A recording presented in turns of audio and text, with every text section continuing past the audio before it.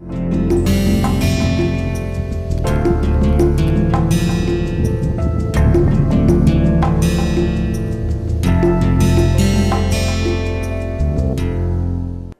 welcome back. We are discussing the second law of thermodynamics, and in this last few lectures, we described Kelvin, Planck, and Clausius statement of second law of thermodynamics.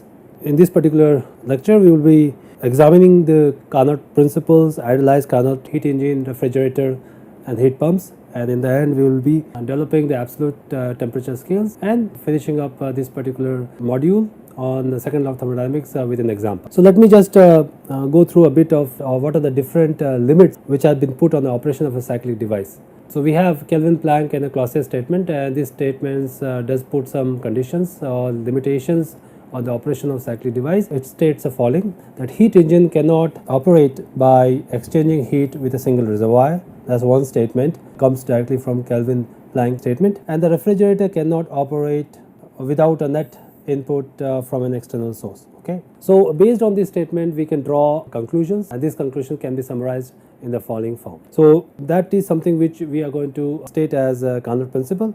So these conclusions are the following: that efficiency of an irreversible heat engine, which would be the actual heat engine, is always less than the efficiency of a reversible one operating between the same two reservoirs. So that's a first statement, which is the conclusion based on this statement from the Kelvin, Planck, and Clausius statements. And the efficiency of all reversible heat engines operating between the same two reservoirs are the same.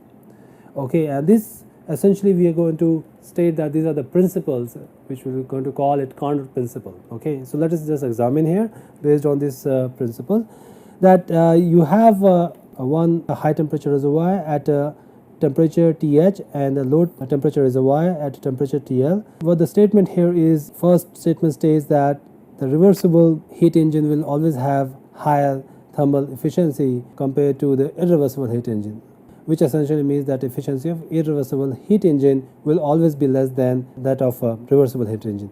And if you have two particular heat engines which are operating between the same reservoir, here is another example, heat engine 2 and 3, which are reversible heat engine operating between these two reservoirs having temperature TL and TL, they will have the same efficiency. Okay, so that is what we are going to summarize as a Carnot principle. Okay, so we can prove this principle. We can assume that, let's say, the Carnot principle 1 is violated.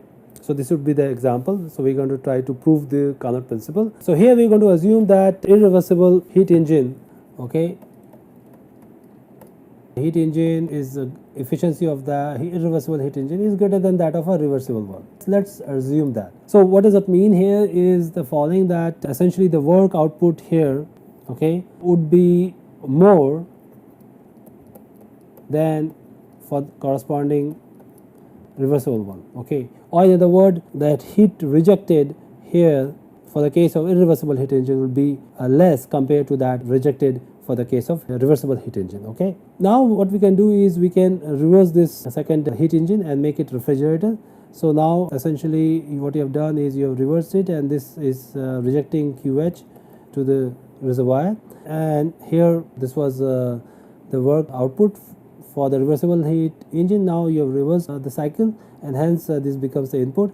Okay, now this particular heat which is being extracted here for the irreversible one and now it's rejected to the high temperature reservoir, this can directly be sent here to the irreversible. Thus this will eliminate each other in a sense when you consider as one particular device.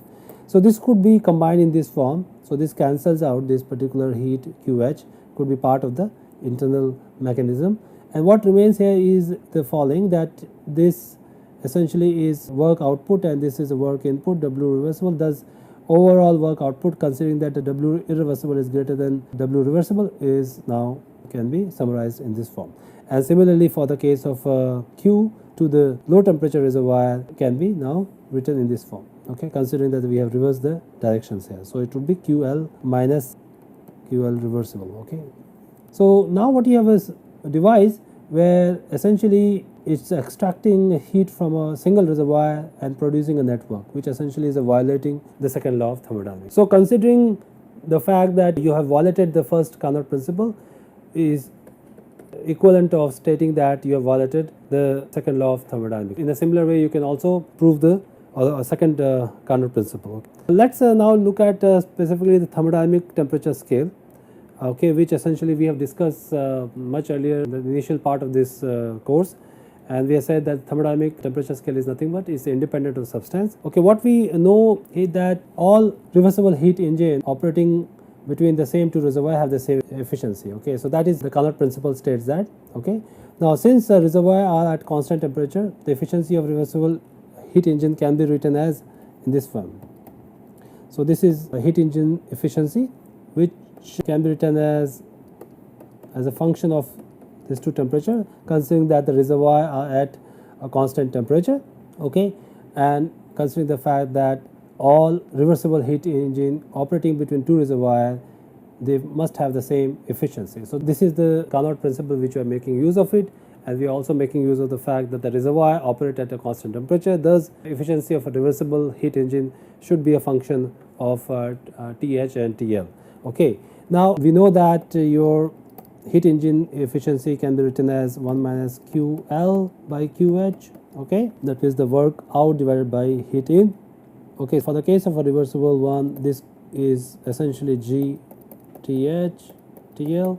So this we can conclude that QL by QH is also a function of TH TL. Okay, now consider this particular illustration here. You have two thermal reservoir, one operating at T1, otherwise T3, and here we are considering another kind of reservoir which is at T2. Okay, now you have three specific heat engine, and the corresponding work output and heat input and heat extraction and rejections are given. So let's start with the reversible heat engine A, and I'm going to write this as Q1 by Q2 as a ratio of 1 and 2, can be written as now as a function of corresponding temperature T1 and T2. Okay, I can also write Q2 Q3 for the case of the second reversible heat engine as function of T2 T3. Okay, and for the case of third or C reversible heat engine, it can be written as Q1 Q3 F T1 T3. Reversible heat engine C is basically the equivalent of these two intermediate reversible heat engine. Okay, so now we have this information based on the Carnot principle and based on the definition of heat efficiency. You can now write Q1 Q3 as Q1 Q2 Q2 by Q3, and this essentially is F T1 T2 F T3. Okay, now you have left hand side which so function of temperature. Okay, and this right hand side should also be a function of temperature. Okay, and should be independent of T2. Okay, so this is something we can conclude based on this analysis on your efficiency and as well as the definition of the Carnot principle. So let me further get into this what we have written here and define what kind of function we can consider. So this function which we are talking here is a function. There could be many forms. So what we are making use of the fact that this particular expression based on which you can conclude this. So what we can come up with a function f, which is simply the ratio of this function phi, will be the one which would satisfy the previous statement. So here what we have done here is that this function is simply a ratio of phi which depends on only the temperature, and similarly the phi f T2 T3 can be simply the ratio of phi at T2 and phi at T3. Okay, and there's your Q1 by Q3 which is a function of T1 and T3 independent of T2 can be simply written as phi T1 divided by phi T3. So this is one of the functions which satisfy the previous conclusion. Now for a reversible heat engine which operates between TH and TL, you can write QH by QL as simply phi TH by TL. Now there are many functions which would satisfy this. One of the functions which was proposed by Kelvin was simply replacing phi T by simply the temperature in absolute term. So in other words, based on the Kelvin proposal, we can write QH by QL for the reversible heat engine as simply the ratio of TH by TL. This became the basis of your Kelvin or thermodynamic scale, okay, or Kelvin scale. So in the Kelvin scale, the triple point is fixed at 273.16 Kelvin, or the magnitude of the Kelvin is basically 1 by simply 273.16. That becomes the Kelvin unit, okay. So which is nothing but the temperature between the absolute zero and triple point temperature of the water, okay. The temperature in Celsius is simply related to your Kelvin in this form, which we have already discussed. Now this is a very cumbersome way to calculate temperature or to measure the temperature. Better way, of course, is to make use of constant volume gas thermometer, okay. But what we are going to make use of it is the expression of QH by QL for the reversible heat engine as simply as TH by TL, okay. And this particular kind of hypothetical heat engine which operates on this reversible Carnot cycle would be called Carnot heat engine. So let me just describe a bit more here. Okay, so for any heat engine, reversible or irreversible, we know that the thermal efficiency is simply 1 minus QL by QH or W net out divided by QH, right?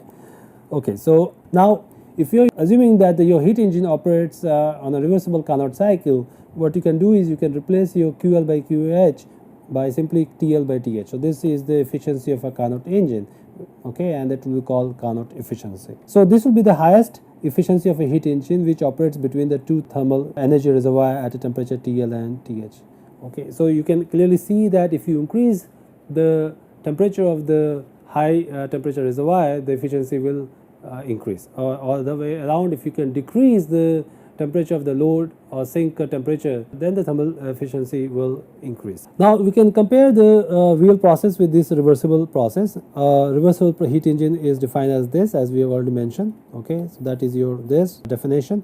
So irreversible heat engine should be, the efficiency of irreversible heat engine should be low than compared to the reversible one, and this will be impossible heat engine. You cannot have any heat engine which can be greater than the efficiency of the reversible one, okay. So that is a comparison of the Carnot heat engine, okay. So let's take a simple example of a steam power plant where the TH can be 1000 Kelvin and TL as room temperature 300 Kelvin. So the maximum efficiency based on eta theta reversible 1 minus TL by TH or 1 minus 300 by 1000 is going to be 0.7 or 70%, okay, and actual efficiency will be much lower, 40% approximately, okay. So we, as we already mentioned, the efficiency of heat engine increases with the decrease in TL or increase in TH. So the thermal efficiency of an actual heat engine can be maximized by supplying heat to the engine at a maximum temperature, which will be limited by the metal strength of the heat engine, and rejecting heat from engine at a lowest possible temperature, which will be limited by the cooling medium. Okay, so let me take an example to illustrate the learning of a Carnot heat engine. So this is an example of a Carnot heat engine which receives 650 kilojoule of heat from a source of unknown temperature and rejects 270 kilojoule of heat to a sink of 24 degrees Celsius. And we have to determine the temperature of the source and the thermal efficiency of the heat engine. So let's start with the first definition of eta. Okay, so eta thermal reversible 1 minus QL by QH, this will be 1 minus TL by TH, okay. So this is nothing but 1 minus 250 by 650, or this will be 0.615. So that will be your efficiency, okay. This is also equal to TL by TH, which essentially means TL by TH is nothing but 250 by 650, okay. So we already know your sink temperature information, so TL is known. Now this TL has to be in absolute term, so this should be your 24 plus 273.15 Kelvin and TL 25 by 65, okay. So you can calculate your TH as TL into 650 by 250, or in other word this would come out to be Kelvin, okay. So this is a simple exercise which makes use of the definition of thermal efficiency of a Carnot heat engine.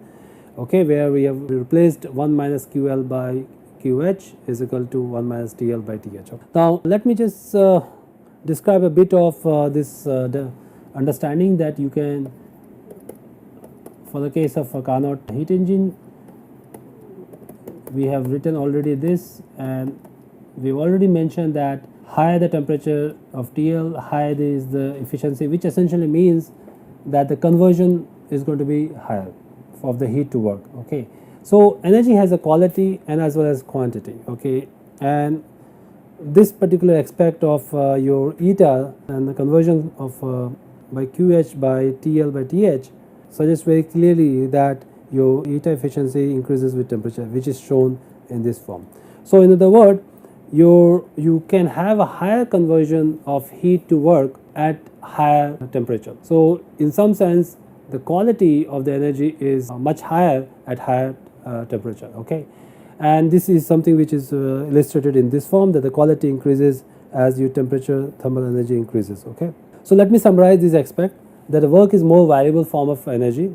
We already have discussed this fact that work can be completely converted to heat but not the reverse, and thus your work is of high quality compared to heat. Okay, so quantity, as we already know, can be conserved, but you cannot conserve the quality. So that means heat cannot be completely converted to work, which means that your quality is not conserved. There is a different quality of work and a heat. So in a sense, we can say that 1 unit of high quality energy is more useful than, let's say, 3 units of low quality energy. Okay, or typically when in a heat engine, when we waste energy, this would be equivalent of converting it to less useful or low form of quality of energy. Thus it's important that whenever we look at the process, we should not just talk about the conservation of quantity, we should also look into the quality aspect. Okay, so let me now touch upon Carnot refrigerator and a heat pump, which is based on a similar principle. A refrigerator or heat pump based on a reverse Carnot cycle. Particularly, we have already discussed the Carnot cycle. Now we are talking about the reversed Carnot cycle.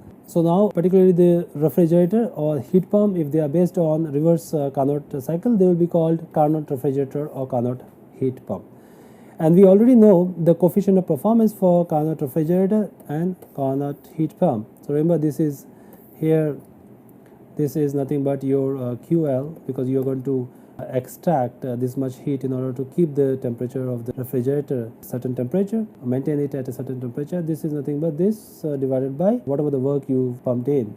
Okay, it is W net in. Okay, which is of course QL by QH. And similarly, you can write this because the desired output would be your QH. Okay, so this is your coefficient of performance for the refrigerator and heat pump. So QL is already known or defined here is amount of heat absorbed from the low temperature medium. QH is the heat rejected to the high temperature medium. Okay, so in the case of a reverse Carnot cycle, what we are going to do is we are going to just simply replace the QL by QH by the ratio of the temperature. So that is what we have written here, and this is the subscript here. Reversible means we are making use of the fact that this is based on reverse Carnot cycle. Okay, so this is for the case of refrigerator, this is case for the case of heat pump. Okay, so this would be the highest coefficient of performance. Okay, so similar to what we have done for Carnot heat engine, you can also do the exercise for the case of Carnot refrigerator. So this is COPR, which is equal to COPR reversible for refrigerator. For the case of irreversible, so this would be lower. For the case of irreversible refrigerator, this will be greater than the COPR, okay, of the irreversible refrigerator. And this would be the case which for the impossible refrigerator, because you cannot have a coefficient of performance of refrigerator greater than coefficient of performance of refrigerator for the case of reversible refrigerator. So this cannot occur.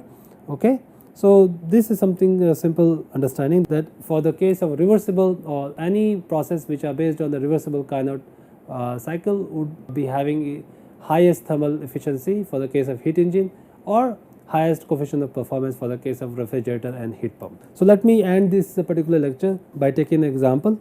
So this is an example of Carnot refrigeration cycle which is executed in a closed system in the saturated liquid vapor mixture region using 0.8 kg of refrigerant as the working fluid.